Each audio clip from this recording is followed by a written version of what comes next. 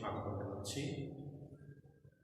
আমরা ইতিপূর্বে পদের শ্রেণী বিভাগ আর এই পদ ও শব্দের পার্থক্য, শব্দ পদের বিভিন্ন সুস্পষ্ট ধারণা দিয়ে তোমাদেরকে বোঝানোর চেষ্টা করেছি। শব্দ পদের মধ্যে যুক্তিবিদ্যায় সুস্পষ্ট পার্থক্য বিদ্যমান। আজকে আমরা যে বিষয়টি আলোচনা করব সেটি হল পদের শ্রেণী, অর্থাৎ যুক্তিবিদ্যায় পদ কত প্রকার ও পদের শ্রেণী বিভাগ আলোচনা কয়েকটি বিষয় এখানে লক্ষণীয়, যে পদ বিভিন্ন প্রকারের পদ বিভিন্ন দিক থেকে বিভিন্ন প্রকরণে, যেমন পদের গঠনগত দিক থেকে পদ ভিন্ন রকম, গুণগত দিক থেকে পদ ভিন্ন রকম, নির্ভরতার দিক থেকে পদ ভিন্ন রকম, সম্বন্ধের ভিত্তিতে পদ ভিন্ন রকম, ব্যক্তিত্বের ভিত্তিতে ভিন্ন রকম, জাতত্বের ভিত্তিতে ভিন্ন রকম, অর্থগত দিক থেকে। তো আমরা প্রথম দিকে আলোচনা করব গঠনগত দিক থেকে পদ হল দুই প্রকার, একটা হলো সরল পদ, একটা হলো যৌগিক।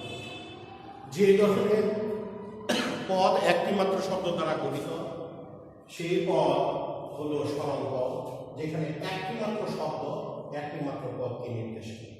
যৌগিক পদ যেখানে একাধিক শব্দ দ্বারা একটি পদ গঠিত হয়, যেমন ঢাকা বিশ্ববিদ্যালয়ের উপাচার্য।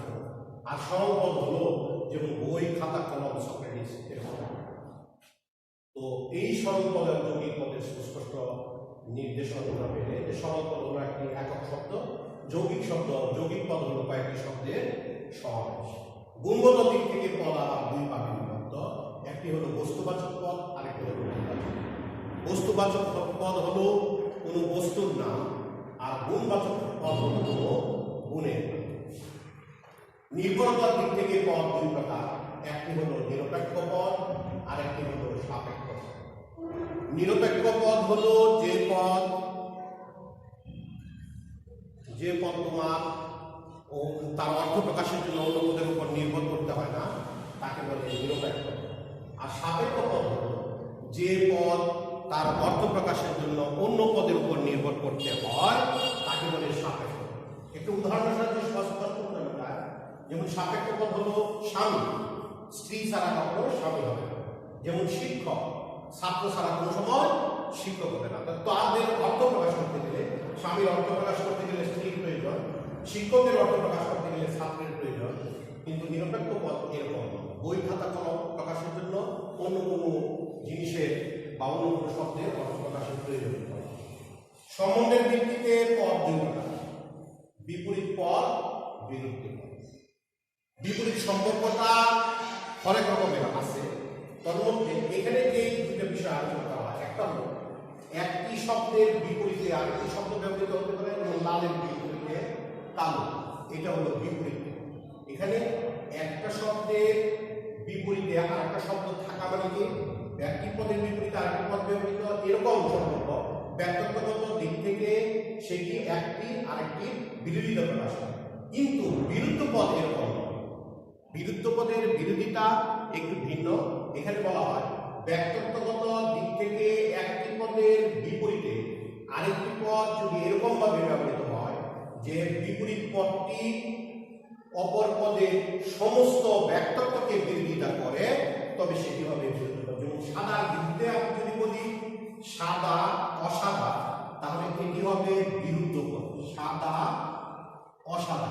এখানে আর সাদার কোনো সম্ভাবনা থাকে না। কিন্তু আমরা যদি বলি সাদার বিপরীতে নীল, এখানে আর একটা কালো হওয়ার সম্ভাবনা থাকে। নীল, কালো, লাল সবটাই বলা যায়।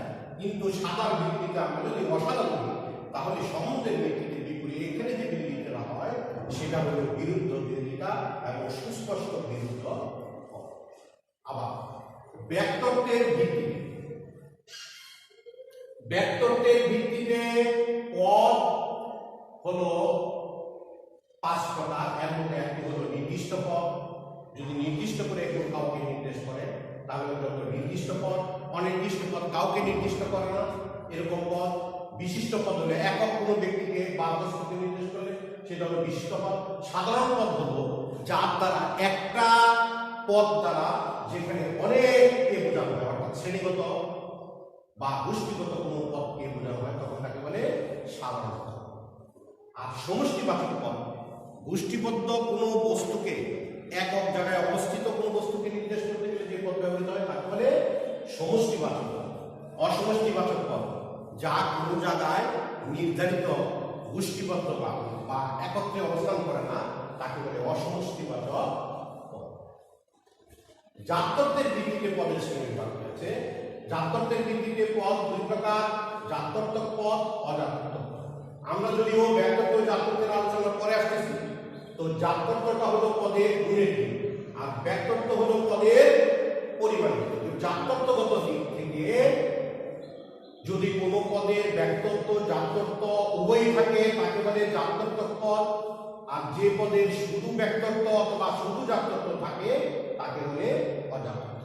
বিষয়টি খেয়াল রাখা যে কোনো পদের ব্যাত্যর্থ জাত্যর্থ উভয়ই থাকলে সেটা হলো জাত্যর্থক পদ, আর যে পদের শুধু একটি মাত্র ব্যাত্যর্থ অথবা একটি মাত্র জাত্যর্থ থাকে তাকে বলে অজাত্যর্থ।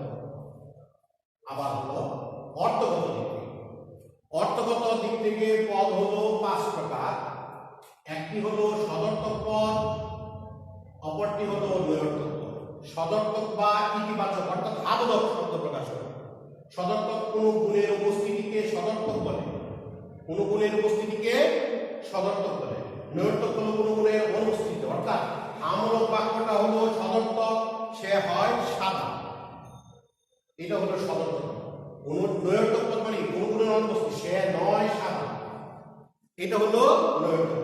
ব্যাহতার্থক বর্তমানে কোন গুণের অনুপস্থিতি, অর্থাৎ কোনো এক সময় হয়তো ছিল বা ভবিষ্যতে থাকবে তা না।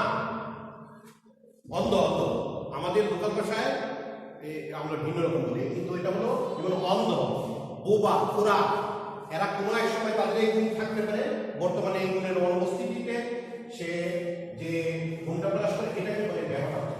অর্থাৎ বর্তমানে যে গুণটি আছে তা অতীতে ছিল না বা ভবিষ্যতে থাকবে না, এরকম শব্দগুলিকে আমরা বলব ব্যাহতার্থক পদ।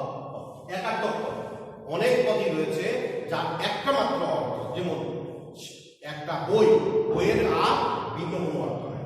অনেক অর্থ, অনেক সব পদ আছে যার অনেক অর্থ প্রকাশ করে, যেমন পদ। পদ হলো বাক্যে ব্যবহৃত হলে পদ একরকম, গরুর পা হিসেবে ব্যবহৃত হলে পদ একরকম, আবার কোন জায়গায় অন্য ভিন্ন অর্থ পদ ব্যবহৃত হতে পারে, সেই হলো অনেক অর্থ। তো আমরা এখানে ভিন্ন ভিন্ন পদে ভিন্ন ভিন্ন শ্রেণীবিভাগ সম্পর্কে আজকে ধারণা পেলাম। আমরা আশা করব তোমরা পদের শ্রেণীবিভাগের এই ধারণা তোমাদেরকে স্পষ্ট ধারণা দেবে। ধন্যবাদ সবাই।